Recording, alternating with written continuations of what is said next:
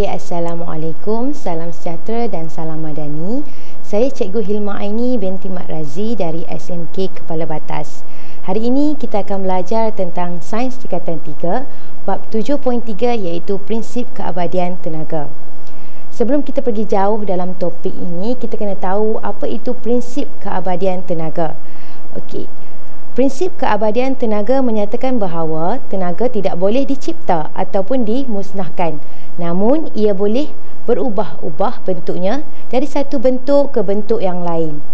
Jadi, dalam kehidupan seharian terdapat pelbagai aplikasi yang menggunakan prinsip ini. Yang pertama sekali ialah roller coaster. Cikgu yakin murid-murid cikgu pernah menaiki roller coaster. Tapi kamu pernah tak terfikir bagaimana roller coaster boleh berfungsi?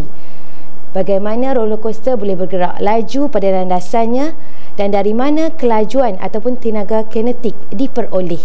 Jawapannya ialah tenaga keupayaan graviti. Okey, roller coaster sebelum dia bergerak, ia akan dinaikkan ke satu ketinggian maksimum sebelum ia bergerak seperti yang cikgu bulat dalam bulatan. Jadi perubahan yang berlaku pada roller coaster ialah tenaga keupayaan graviti kepada tenaga kinetik. Contoh yang seterusnya ialah aktiviti memanah. Bagaimana anak panah boleh bergerak?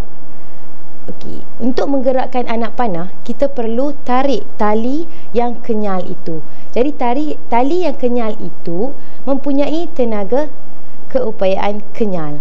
Jadi apabila ia ditarik, anak panah akan bergerak dan objek yang bergerak mempunyai tenaga keupayaan kinetik.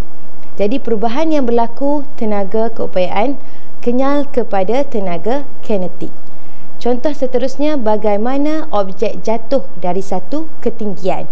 Contohnya kita tengok sepohon pokok buah. Contoh buah apple. Jadi buah apple yang berada pada pohon mempunyai tenaga keupayaan graviti. Dan apabila ia jatuh, perubahan tenaga yang berlaku ialah daripada tenaga keupayaan graviti kepada tenaga kinetik. Itu saja penerangan ringkas cikgu berkaitan prinsip keabadian tenaga beserta contohnya dalam kehidupan seharian. Terima kasih.